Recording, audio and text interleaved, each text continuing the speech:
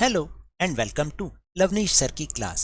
आज की ये शिक्षा निदेशालय राष्ट्रीय राजधानी क्षेत्र दिल्ली की मूल्यांकन कार्यपत्रक नंबर 8 जो कि कक्षा 8वीं के विद्यार्थियों के लिए है, यह ली गई है गणित विषय से। और इसमें कुछ अनुदेश हैं, उनको देख लेते हैं कि यह कार्यपत्रक 20 अंक का है। इस कार्यपत्रक में 10 प्रश्न हैं और प्रत्येक प्रश्न के अंक उसके सामने दिए गए हैं। तो जल्दी से शुरू करते हैं। और आपको बता दूं कि ये जो आपकी असेसमेंट वर्कशीट है ये घन और घनमूल पर आधारित है। तो चलिए अब इसको करने का प्रयास करते हैं। पहला प्रश्न है कि 1 से 1000 तक केवल कितनी संख्याएं ही पूर्ण घन है? तो वो 10 संख्याएं हैं, क्योंकि जो 10 का घन होता है, आप देखोगे घन का मतलब उसको उसी संख्या को 3 बार गुना करना, तो ये 1000 आ जाता है। यानी आप 11 करेंगे तो उससे ज्यादा हो जाएगा ना। तो यानी पहली जो 10 संख्याएं हैं वो ही पूर्ण घन है। ठीक, उसके बाद है 1 जमा 3 जमा 5 जमा 7 जमा 9 जमा 11। ये बराबर है, देखिए 1 का घन 1 ही होता है, क्योंकि 1 को हम 3 बार गुना करेंगे तो 1 आएगा। फिर ये कितना है 8, इसको हमने लिखा 2 का घन, यानी 2 गुना 2 गुना 2 8 होता है। फिर 7 जमा 9 जमा 11, ये बना 16 प्लस 11 27 बना, तो यहाँ पर आ जाएगा 3 का घन। यही आपका उत्तर है। फिर इसके बाद है 2 की घात 6 का घनमूल। तो इसको हम इस तरीके से भी लिख सकते हैं, आप याद करो जरा। तो 2 की घात 6 का मतलब है 2 गुना 2 गुना 2 गुना 2 गुना 2 गुना 2। अब घनमूल में हमें क्या करना होता है, 3 के जोड़े बनाने होते हैं। तो इसमें से 1 2 बाहर आ गया और इसमें से 1 2 बाहर आ गया, तो कितना आएगा इसका आंसर 4। ये आपका उत्तर होगा। फिर 4 की घात 3 यानी 4 का घन माइनस 3 का घन, ये बराबर है 1 जमा 4 गुना 3 और गुना 3 करके देख लो। 3 3 9 चौक 36 जमा 1 37, और इसका उत्तर भी आपका 37 ही आएगा। दोनों का उत्तर आप करके देखोगे तो दोनों का उत्तर 37 ही आएगा। ठीक है। अब प्रश्न संख्या 5, निम्नलिखित में से कौन सी संख्याएं पूर्ण घन है?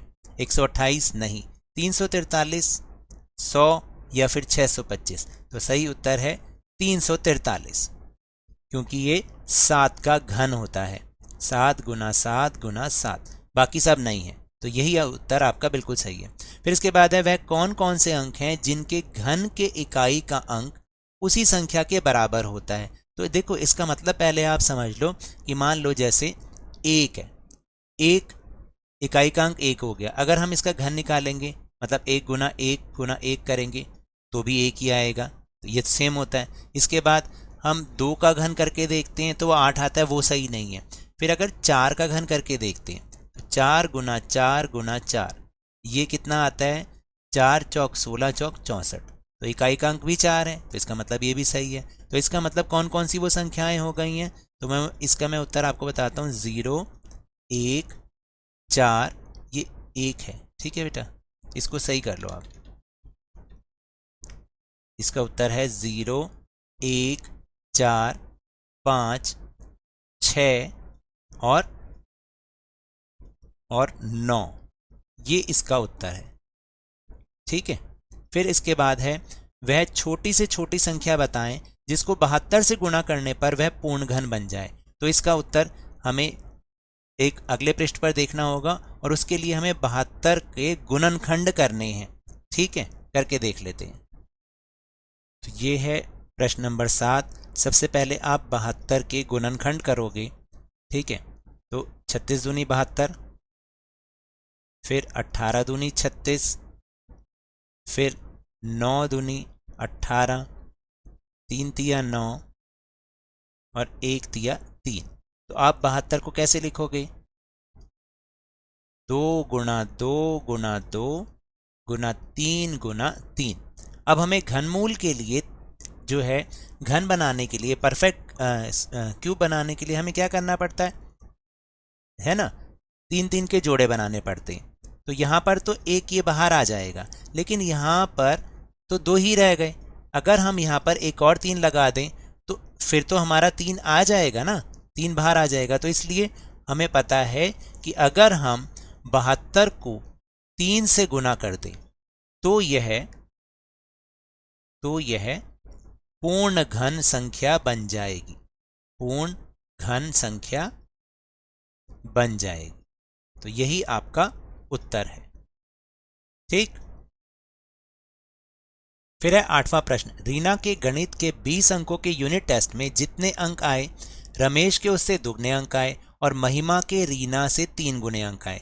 तीनों के अंकों का गुणनफल 1296 है। रीना, रमेश और महिमा के यूनिट टेस्ट में कितने कितने अंक आए? तो देखो हम क्या लिखेंगे इसका उत्तर। ये तो हमने क्वेश्चन किया भी हुआ है ना, तो हम करेंगे माना रीना के अंक कितने हो गए हमें पता नहीं है, x। रमेश के अंक क्या लिखा हुआ है प्रश्न में, दुगने आए, दुगने का मतलब 2x हो गया। और महिमा के कितने आए, महिमा के अंक कितने हो गए, महिमा के अंक हैं 3 गुने यानी कि 3x। और प्रश्नानुसार आप लिखोगे प्रश्नानुसार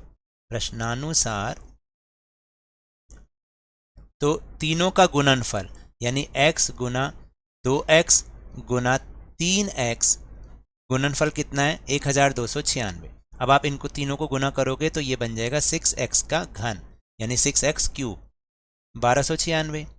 तो x क्यूब की वैल्यू क्या होगी, 1296 को आप 6 से भाग करोगे जो कि उत्तर आएगा 216। तो x का घन बराबर 216। और हमें पता है कि जो 216 का घन होता है, मैं यहाँ पर आप लिख रहा हूँ उसके आगे, वो 6 का घन होता है, क्योंकि अगर आप 6 गुना 6 गुना 6 करोगे तो वो 216 आएगा। तो x का घन अगर 6 के घन के बराबर है तो x की वैल्यू आ गई 6। अब इसके आगे का मैं यहाँ पर लिख रहा हूँ।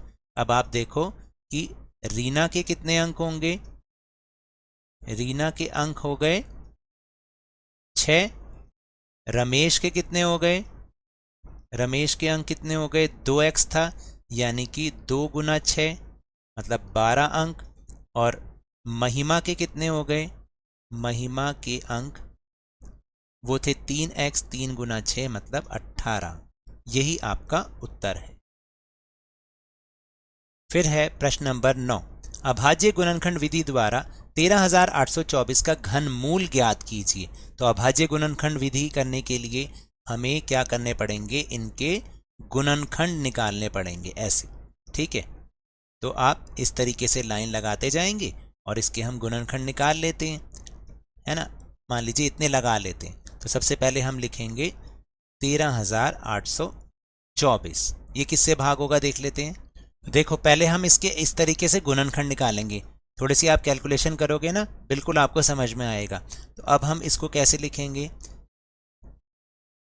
ऐसे करने के बाद आप कितने बार 2 है, 1 2 3 4 5 6 7 8 9, तो 9 बार तो 2 है। ठीक है, मैंने इस तरीके से लिखा।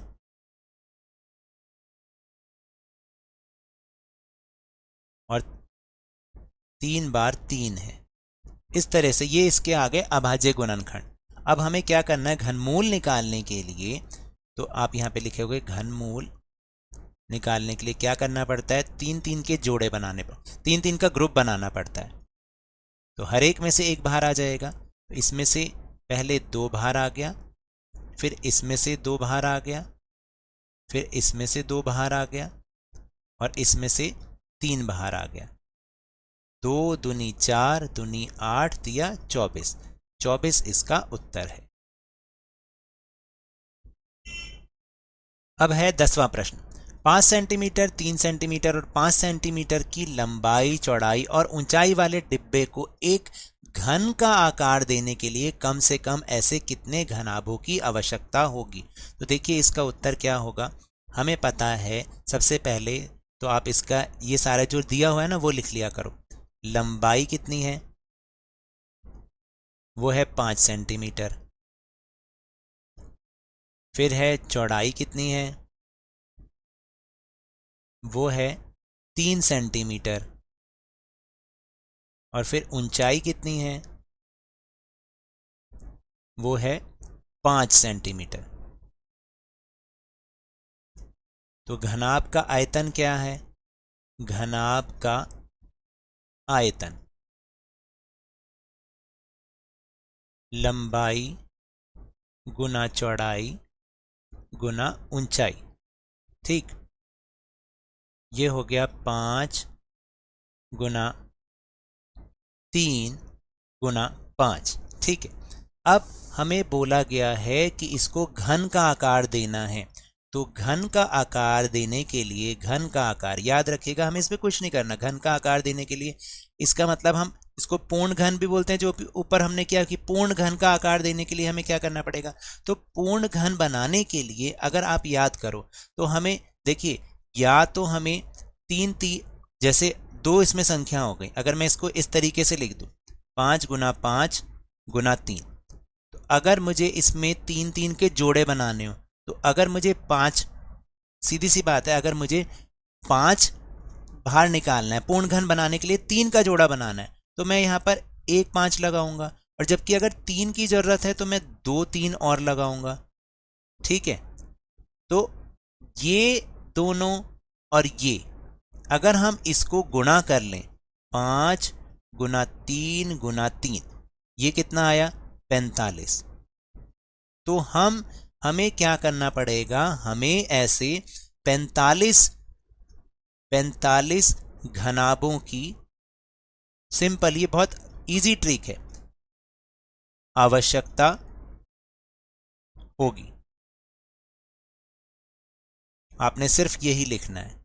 तो 45 घनाभों की आवश्यकता होगी अगर हमें इस वाले जो 45 घनाभ ऐसे होंगे जिनकी लंबाई चौड़ाई ऊंचाई अगर ये वाली होगी तो वो एक घन का आकार बन जाएगा। तो ये तो थी आज की वर्कशीट। मिलते हैं अगली वर्कशीट में, तब तक के लिए धन्यवाद।